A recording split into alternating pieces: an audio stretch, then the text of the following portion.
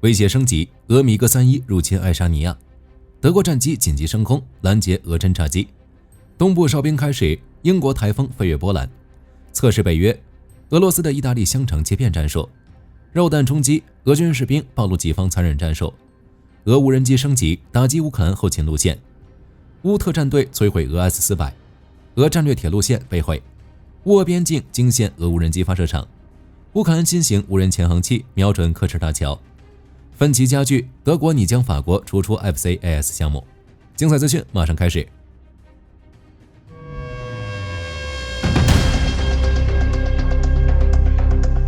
俄罗斯入侵北约领空的频率不断上升，威胁也越来越大。继波兰、罗马尼亚之后，爱沙尼亚成为第3个受害者。这一次不再是无人机入侵领空，而是米格31。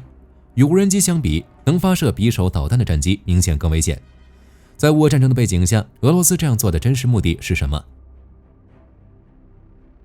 很明显，仅仅是无人机，俄罗斯已经有些不满意了。这次直接派遣3架米格31入侵爱沙尼亚，并且在领空待了12分钟。爱沙尼亚外交部长马格斯·查科纳表示，在2025年，俄罗斯已经4次侵犯爱沙尼亚领空，这本身就是不可接受的。3架战机进入我们的领空，更是前所未有的厚颜无耻。入侵行为发生后，爱沙尼亚外交部第一时间召见俄罗斯临时代办，向俄罗斯提出抗议。结果就跟之前波兰那次一样，俄罗斯国防部直接就是一套否认小连招。入侵领空，你有证据吗？不要瞎说。不过无论俄罗斯认不认，事件都已经发生了。与无人机相比，米格31明显更危险。于是爱沙尼亚总理克里斯·滕米哈尔宣布，将援引北约第4条例与盟国进行磋商。欧洲也意识到俄罗斯这是在挑衅，2周内发生了3次入侵行为。谁说这是偶然事件？火力军上去就是一脚，睁着眼说瞎话。于是欧盟声援爱沙尼亚，将利用欧洲资源加强成员国的防御。捷克总统彼得·帕维尔更是表示，当俄罗斯飞机侵犯盟国领空时，北约应该采取军事措施，包括击落飞机。特朗普倒是没有加入这一轮谴责，仅仅是告诉媒体这可能会引发大麻烦。火力军只能说特朗普说对了，的确会引起大麻烦。爱沙尼亚国防部长汉诺佩夫库尔告诉国家广播电视台 ERR， 面对俄罗斯最新挑衅，北约准备在必要时使用武力。根据最新消息，时隔34年，爱沙尼亚首次要求召开安理会紧急会议，讨论俄罗斯此次侵犯领土完整的行为。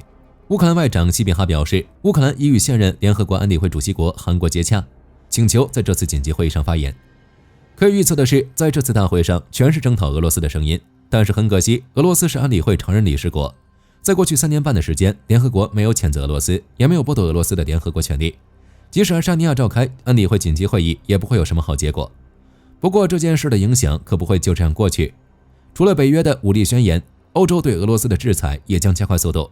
比如欧盟委员会已经批准对俄第19轮制裁方案，俄罗斯未来的日子将更不好过。顺带一提，在米格31入侵爱沙尼亚的同一天，还有2架俄罗斯战机进入波罗的海钻井平台周围的安全区，这是波兰专属经济区的石油和天然气设施。无论是米格31入侵爱沙尼亚，还是战机进入波罗的海钻井平台，俄罗斯都是在威胁北约。欧洲该怎么做，要做什么，相信北约很清楚。在入侵事件发生后，俄罗斯又派遣1220M 侦察机进入波罗的海领空，德国台风战机紧急起飞，对其进行拦截。或许是想测试北约在波罗的海上空的防空能力，俄罗斯违反国际空域标准，派遣一架没有飞行计划也没有无线电联系的1220M 进入波罗的海的国际空域。事实证明，北约还是发现了。德国空军报告称，紧急派遣2架台风战机对其拦截，并通过目视识别出这是一架俄罗斯侦察机。火力军估计，这又是俄罗斯的一次入侵行动。如果北约没有发现1220M，就会直接进入波罗的海。这是俄罗斯几十年来一直在使用的侦察机，配备多种电子设备，包括雷达、信号情报收集系统等，可以监控通信和雷达信号。俄罗斯的目的大概是观察北约在波罗的海的部署。在此之前，1220M 就一直在北约边境附近活动。北约此前表示，曾多次在其所属领空发出涉及该机型的警报。8月底，北约向罗斯托克拉格空军基地发出警报，下令拦截一架1220M。6月和3月，德国空军接到类似警报，派出军机在波罗的海上空拦截1220M。在北约内部，这类预警和拦截事件很常见。根据北约官方数据，仅在2023年，北约飞机就起飞300多次，拦截接近北约领空的俄罗斯军用飞机。这一次也是如此，半路被发现。德国台风战机拦截1220M后，将遣返任务交给了英师。由于俄罗斯无人机频繁入侵北约领空，北约东翼局势愈发紧张。俄罗斯在这个时候派遣侦察机刚好装在枪口上，德国正在增派飞机，以保护当地领空。就俄罗斯当地的举动来看，入侵行为或许会越来越多，但火力军估计成功率会大幅下降。我们将很频繁地看到俄罗斯某战机在北约领空附近被拦截，甚至是被击落的新闻。东部哨兵行动已经开始了。根据路透社的报道，英国台风战机首次执行北约东方哨兵任务，飞越波兰上空。英国国防大臣希利表示，此次任务明确表明北约领空将受到保护。不过，即使东方哨兵行动开始，依旧没有解释一个问题：俄罗斯为什么要入侵北约领空？其真实目的是什么？按照媒体的分析，在乌俄战争的背景下，俄罗斯挑衅北约的目的就是将欧洲的注意力从乌克兰移开，专注于自己后院，减少对乌军援。之后，俄罗斯就能实现自己的战场目标，比如拿下顿巴斯全境。不过，就结果来看，效果刚好相反。俄罗斯入侵北约领空之后，北约的确转移了注意力，加强东翼防御，启动东部哨兵行动。但与此同时，北约并没有减少对乌军援，反而有所增加。比如波兰之前还想着取消对乌克兰人的援助，现在又同意了。欧洲很明白，帮助乌克兰就是制裁俄罗斯的最好选择。普京大概率已经考虑到了这种可能。虽然俄罗斯的战场表现很差，但好歹人多。火力军不相信在普京的办公桌上没有这个方案。但即使如此，俄罗斯依旧选择了入侵北约领空。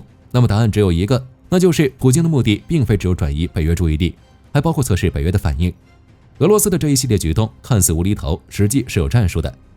从军事角度来看，俄罗斯这是意大利香肠切片战术。在犯罪学里面，这叫做意大利香肠术。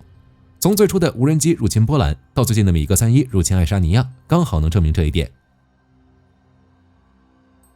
从俄罗斯最近的袭击来看，很明显就是意大利香肠切片战术。意大利人切香肠的时候，一次仅切一个薄片，一点一点的切完整根香肠。在犯罪学上，这是指不断偷取，由少及多的方式进行窃取的行为。简单来说，就是将目标拆解为可量化的小任务。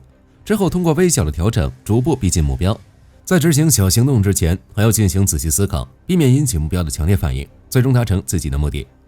很明显，俄罗斯就是这样做的。火力军估计，俄罗斯无人机入侵北约领空，最终目的就是入侵北约。结合之前欧洲各国表示，俄罗斯将在未来几年内入侵北约。火力军有理由怀疑，俄罗斯到处乱跑就是测试北约的反应。如果北约的反应不是很强硬，让俄罗斯觉得自己有机可乘，或者说代价可以接受，那么俄罗斯的下一步就是入侵北约某个国家。最直接的证据就是乌俄战争。在2014年，俄罗斯非法吞并克里米亚以及顿巴斯大部分地区后，美欧的沉默其实就是向俄罗斯发送信号，我们不会深究，最终导致乌俄战争的爆发。从无人机入侵升级到米格31，就是普京的进一步试探，了解北约的底线是什么。毕竟没有开火，北约也不会直接启动第5条例。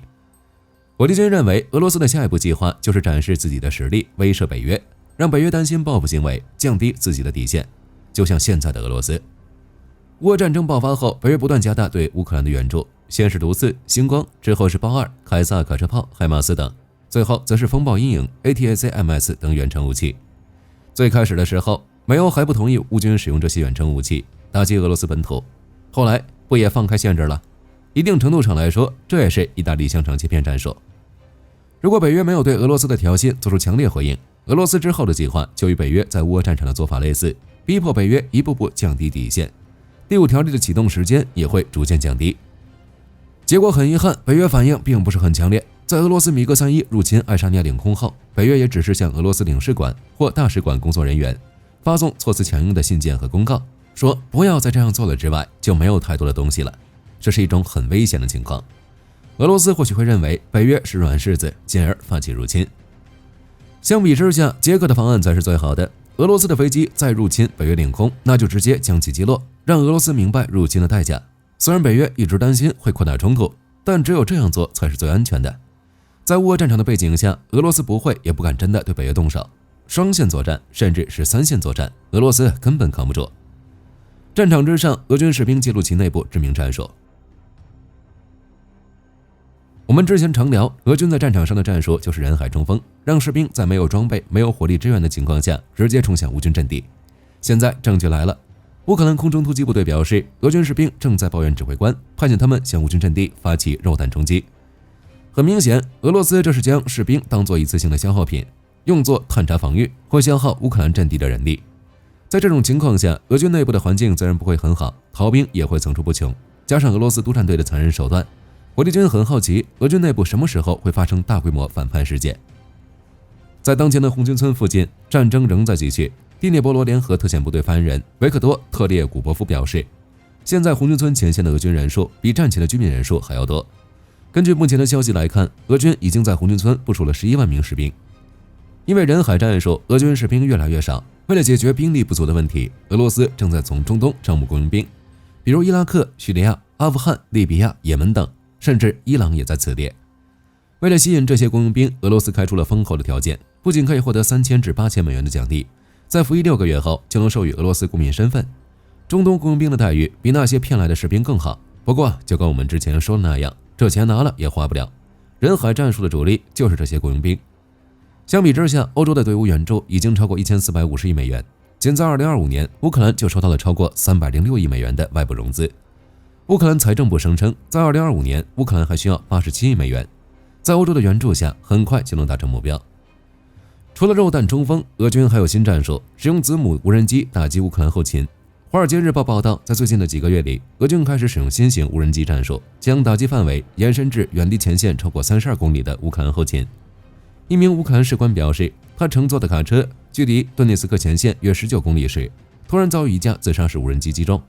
按照乌军的说法，俄军会挑选一段路，然后把它变成一场噩梦。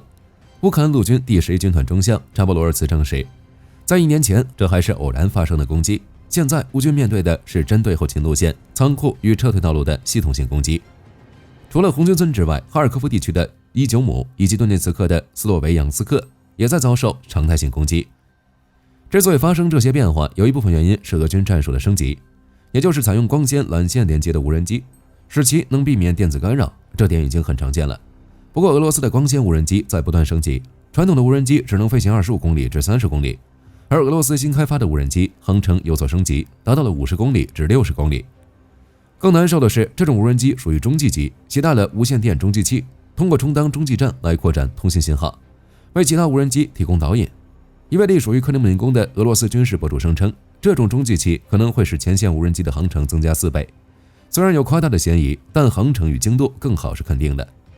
这给乌军带去了一定的麻烦，让乌军的后勤雪上加霜，部队轮换很麻烦，弹药的运送也有所延迟。扎波罗尔茨坦言，乌军没有足够的资源保护整条漫长的前线补给线，顶级的反无人机雷达每套要价数百万美元，覆盖范围却仅约10公里，而电子干扰器同样昂贵且短缺。当然，俄军可以这样做，乌军自然也可以。接下来，前线或许会变成纯粹的无人机攻防战。在打击俄本土这方面，乌军也没有落下，俄本土的 S-400与战略铁路线都被炸了。乌克兰特种作战部队报道，在俄罗斯卡卢加地区，特战队摧毁了俄罗斯 S-400的雷达与导弹发射器，该目标距离乌克兰边境约150至250公里，大概率是特种部队发现目标之后呼叫无人机袭击。这件事是9月初的战绩，但最近才报道。不过 S-500、S-400接连被炸，足以证明俄罗斯的处境比乌克兰更艰难。另一边，俄罗斯的战略铁路也被乌克兰游击队给炸了。俄罗斯斯摩棱斯克市奥泰什游击队进行了一次破坏行动，通往斯摩棱斯克飞机制造厂的铁路线。该厂主要用于生产导弹和无人机，是俄军 K-15导弹的主要供应商。根据奥泰什游击队的说法，铁路线被炸瘫，导弹物流已经中断，将持续影响俄罗斯导弹的产出。这不是偶然事件，在俄远东南萨哈林斯克地区，俄罗斯8辆运煤列车脱轨被毁，事故原因还在调查中，不排除是乌克兰特工或游击队对俄罗斯能源系统的新攻击。并且在9月17日，奥泰什游击队就破坏了叶卡捷琳堡的铁路基础设施，扰乱了莫斯科的军事后勤。8月份的时候，奥泰什游击队报告称，他们破坏了俄罗斯滨海边疆区的一条铁路，摧毁了一个中继柜，扰乱了火车交通，并延误了军事物资的运输。可以确定的是，无论是乌东的俄战区克里米亚，还是俄罗斯后方腹地，几乎每隔一段时间就会发生类似的事件。乌克兰这是要彻底破坏俄罗斯的战争潜力。除了对俄本土的打击，在乌克兰国产武器的支持下，克里米亚的科什大桥也要保不住了。根据梅利坦尼报道，在沃列夫举行的2025年国防科技股展览会上，乌克兰展示了其托洛卡无人潜航器。这种武器很早就出现了，在2月份的时候，泽连斯基就表示，乌军有能力打击船只、港口以及俄罗斯战略目标的能力，不过现在才公开展示。根据当前的消息来看，托洛卡具备3种变体，紧凑型的 TLK-150 专为水下隐身行动而设计，可以穿透俄罗斯的防御；较大的 TLK-400 射程为1200公里；最远的 TLK-1000 可以打击2000公里外的目标。在6月份的时候，乌克兰国家安全局通报称，国家安全局开展了一项特别行动，从水下袭击克里米亚大桥，这是对该桥的第3次袭击。到目前为止，桥梁水下支撑损坏的确切原因依旧是一个秘密。但是有专家分析，这里面有托洛卡系列的功劳。有了第3次，迟早就有第4次。火箭军很期待看到科什大桥沉没。作为俄罗斯的战略后勤路线，一旦科什大桥无法发挥作用，乌克兰就距离胜利不远了。战场之外，开源情报分析称，俄罗斯要在乌克兰边境附近修建新的无人机发射场。开源情报分析师布雷迪·阿弗里克表示，在布良斯克州方向，俄罗斯修建了无人机发射场。按照媒体的分析，新的发射场距离乌克兰边境仅35公里，无人机储存区域和发射轨道已经修好了。但是到目前为止，该无人机发射场一个人都没有。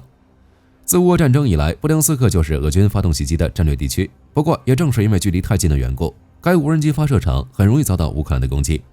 就比如现在，乌军已经知道了地点，如果俄罗斯执意启动该发射场，那么乌克兰打击就会随之而来。甚至说，再过几天，我们就会看到该无人机发射场被炸的新闻。在过去几个月里，俄罗斯对乌克兰的空袭大幅升级，在7月份发射了创纪录的6129架见证者无人机，在9月7日更是一夜发射810架。俄军的空袭越强，乌军的反击也就越猛，趁早把这个无人机发射场摧毁才是王道。在欧洲方向，德法的6代机项目传来新消息，因为分歧太大，德国已经考虑将法国踢出去了。英国金融时报报道，因为 FCAS 项目的分歧日益加剧，德国正在考虑如何推进该项目。结论就是把法国踢出去，招募新的合作伙伴，甚至是独立研发。西班牙就可能在没有法国参与的情况下自行推进该项目。按照媒体的报道，有消息人士称，与其陷入无尽的厌恶，不如在厌恶中结束。无论有没有法国，都会有一款战斗机。当然，现在只是拟定，之前马克龙和莫茨将年底设定为危机解决的最后期限。也就是说，如果在2025年年底之前 FCS 项目第2阶段的争议依旧没有解决，那么德法就可能分家，大家各玩各的。这里面到底是谁的锅不好说。在 FCAS 项目中，代表法国的达索公司表示，考虑到分歧与项目进度，希望改变该项目的管理结构，特别是1国1票原则，然后自己在项目中发挥主导作用，拥有更大的自由度。在项目拖延、前景不明的情况下，的确需要一个人站出来主导大局，但这样做也会侵犯其他国家的利益。我们出了钱，结果制造适合别人的战机，这怎么可能？于是，代表德国的空客表示，3家合作伙伴均同意目前的管理结构，并遵守该项目合作伙伴迄今达成的所有协议。言外之意就是，这事儿你别想了，这个协议很早就已经定下了，意见不合，双方就干起来了。在8月份，德法官员还讨论了如何处理内斗，很明显，结果不太好。FCS 项目很可能分家。只是就欧洲目前的环境来看，寻找新伙伴也并非易事。英意日已经在搞暴风战机了，德国很难寻找新的伙伴，不排除 FCS 项目失败后，德国加入暴风项目的可能。好了，这期视频到这儿就结束了。各位觉得俄罗斯入侵北约领空的目的是什么？可以在视频下方留言，大家一起讨论。喜欢的话，不要忘记点点关注。我是火力军，下期见。好的，各位观众朋友们，我们频道一直在聊真实的军事资讯和武器装备，后台也经常有朋友问，有没有值得推荐的入门级模型？今天就和大家分享一款近期接触到的产品。首先，它的外形还原度做得相当不错，比例准确，武器上的一些关键细节和标识也都有体现，材质也说得过去，拿在手上有不错的分量感。其次，它具备一定的可动性，对于理解基础操作原理有一定帮助，让它不仅是个静态摆件。综合它的做工和可玩性来看，价格确实比较亲民。对于想入门模型收藏，或者单纯想在桌上贴一个摆件的朋友来说，是一个性价比很高的选择。商品链接已经给你们上了，感兴趣的朋友可以自行了解。